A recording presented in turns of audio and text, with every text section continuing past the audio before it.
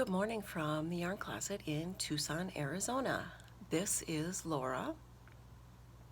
I am Yarn Closet AZ on Instagram, and I'm the Yarn Closet over on Patreon, where I have a blog and often give out free patterns. And in 2020, we'll be doing some video uploads of techniques and tricks in knitting, crocheting, sock tubes cranked on a circular sock machine, and loom knitting, straight looms and circular looms, because I was looming Laura like 15 years ago. And so I have many old patterns that I'll be updating and giving some tutorials on. One of the reasons why is because my mom and I are both legally blind, and her sight is now worse than mine.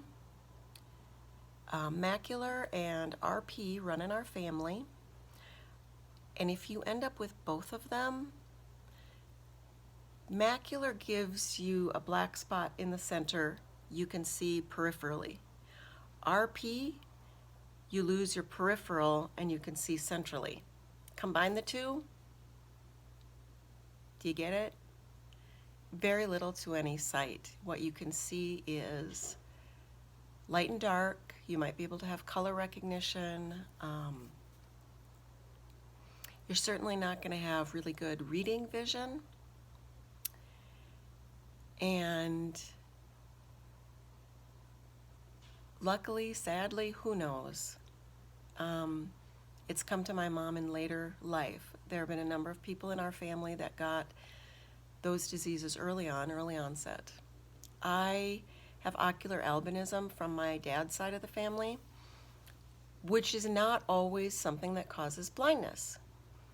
However, I was also a preemie and had retinopathy of prematurity because they put me in an oxygen incubator without protecting my eyes, and the oxygen, pure oxygen, damaged my retinas.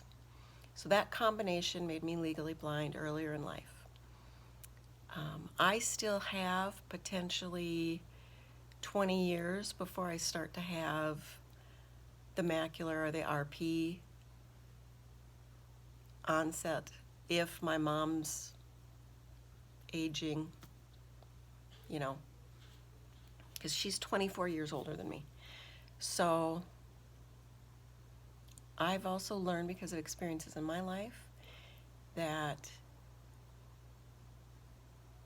you do need to grieve these things. You do need to talk about these things. It is good to get it out there because you will help someone else.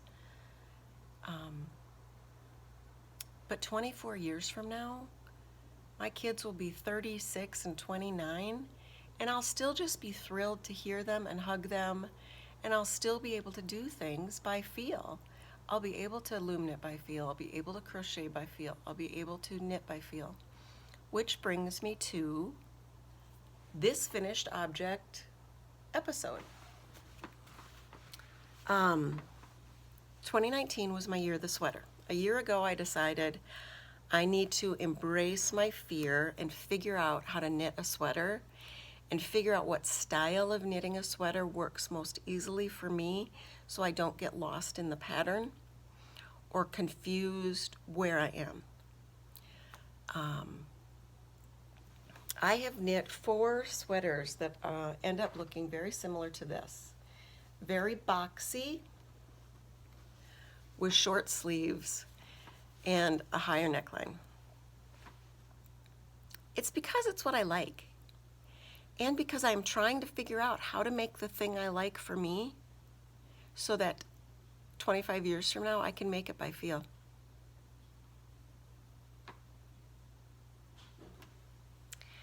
And this one knit up in it took me about 15 hours to plan it and knit it because it's my own design.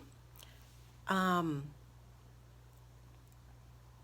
am writing the pattern and I will release it on Thanksgiving. It's only in one size, it's free. It'll be over on Patreon.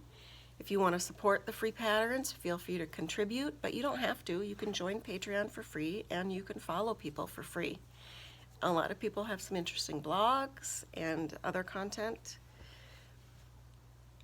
But the more Patreon support we get for the podcast, the more tutorials there will be, the more free pattern write-ups there will be, because it is difficult to do that kind of stuff, and time-consuming and everything else. And as some podcasters will tell you, you got to get in a headspace, which is not always easy with all of life. And we know that. We all know that. It's part of why we knit and crochet and do whatever. It's to get that peaceful naturalness from our hobby, our little Zen yoga feel from yarn. So my initial design was to do longer ribbing at the neckline and to do a 3-needle bind off so you get a little bit of a faux seam that's exposed.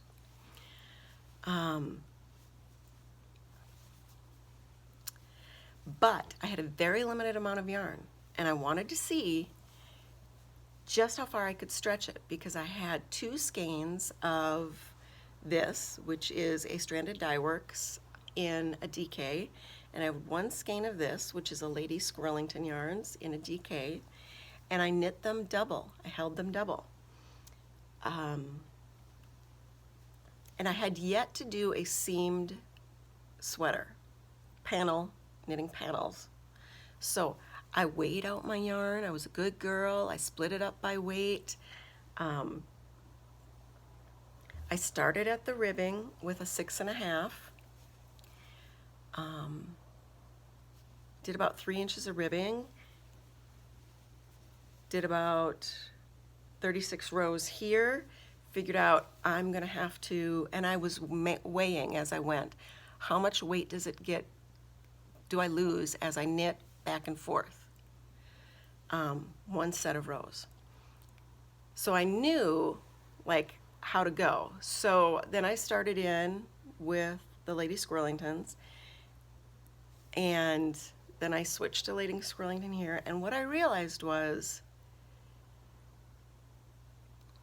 it was going to take more yarn if I finished off this end with a rolled hem that I was going to have at my bottom, and then connected this ribbing. So I decided to just flip it. Okay? And what I did was I took the 6.5, I knit up this ribbing, switched to an 8mm, started to knit here. Then I started on the 6.5 to do this ribbing. Had another 8mm that I added in so I could knit them both side by side. When I got the 2 panels done, I put them together. The yarn was on opposite ends because I put them wrong side together. I did a 3-needle bind off. Then I did a stretchy bind off here so I'd have a little bit of stretch and a curled neckline. Then I went over here and I flipped it. I pulled out my needles like a magic loop. So now I'm working off the other end, and I'm working off the other yarn. Did the 3-needle bind off, did the stretchy bind off. I had just enough yarn to then weave in my ends. Did 4 rows of a little bit of ribbing here on each end, which I'd weighed out. And I didn't do a stretchy bind off. I'd been made to feel so paranoid about using stretchy bind offs for everything that I'm starting to realize you don't have to, that there are certain instances where a slightly tighter bind off will give you a better result, a better finish. And that's what I did. So I didn't have a lot of ends to weave in, and I was really happy because what I then did with these 2 side seams down here, I went above the ribbing to just below this first color change. I flipped it inside out because I'd already done, oh, and I did the sleeves last, but I'd already done the neckline, okay? So then I went and I crocheted. I did a slip stitch crochet here. On one end, I went through 2 loops on both sides, like the V on both sides. On the other one, I went through just one leg of the V because I didn't know what was going to work. There aren't a lot of people who combined the knit and crochet and write about it. What I found was going through just one leg. Do you see this side? Very nice. Do you see this side? Just one leg, you get more holes. It's a little bit stretchier if you need that stretch, if you need that venting, and it gives an interesting look if you want that for a design feature. But it didn't feel as secure as this other side. So I would go through the V, the 2 legs, in future. I did block it. It did grow a little bit lengthwise because they were both superwash. It's heavy, but lightweight because of the superwash. I love it. I may be giving it away, which is why I'm doing this finished object. And I've done others that all kind of look the same, but I've done other styles. I've done bottom up, I've done top down, I've done bottom over the top and down, just seaming the sides. And I really thought I was a top down in the round. I don't yet have the right techniques for adding those stitches without problems. Case in point, my last attempt to do it, where I ended up with these very strange, and because it was dark I couldn't see it, these very strange long floats on the outside of the garment. So until I can figure that out better, and I do want to be able to do top down in the round because it just seems so much faster in the basic raglan style, but I want to be able to do solid raglans so I don't have the eyelet holes. But I'm not there yet. And if I never get there, at least I know that I can piece things together pretty easily and successfully. And now I'm going to attempt to do this again for me in a lighter weight, either a 1-strand DK or a sport, because what I really want is a longer tunic style, a little bit more ease, and a slightly longer sleeve so that I can wear it more often. And once I figure that out, then I can have more variation in how I do the sleeves, how I do the neckline, all that kind of thing. How I work with the color, because I do like combining a more solid color with a more tonal or speckled yarn just for the fun. And like some people who have been watching the podcast know, I had surgery on my chest and lost 5.5 inches off the fullest part of my bust line, which doesn't bother me at all. I actually feel so much better. I like being able to button up my shirts and not worry about it pulling apart. All I have to wear now is a little sports bra. Doesn't have to have a lot of hold it in there, and it's just so much comfortable and so much easier. So I'm happy overall, but I do like that little bit of distraction here, so that if I am just wearing the sports bra, you're not going to notice anything. You get what I'm saying?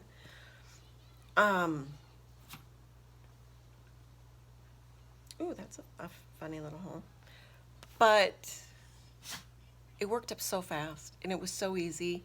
And the pattern's going to only be written for my one size. use math to figure out how you need to make it bigger for you. And obviously, you can make bigger sleeves if you have more yarn, and make a full sleeve, or not. Or make it smaller for a kid's size. This is such a fast knit and such a great weight for a kid for winter. I will also be doing a finished object podcast on this. Sock tube slippers. I'm going to write a pattern. I'm going to include it in the gifts that we do quarterly with the sock tubes, and do an instructional video on the Patreon. But that will be December or January, depending on how crazy stuff is. Look with your heart first. I have loved chatting, and here I'll give you a little view of my co-pilot. And these are the other two. You see both of them? And here, see, we have our little fire going in our little corner. I just love how I had to rearrange to get the table that was here freed up for my Christmas tree. We have to put our Christmas tree up on a table because 3 dogs. You don't want them getting to stuff. You don't want them peeing on stuff. You never know. You never know. So look with your heart first. Have a lovely Thanksgiving, and hopefully Kitty and I will be talking to you very soon. Bye.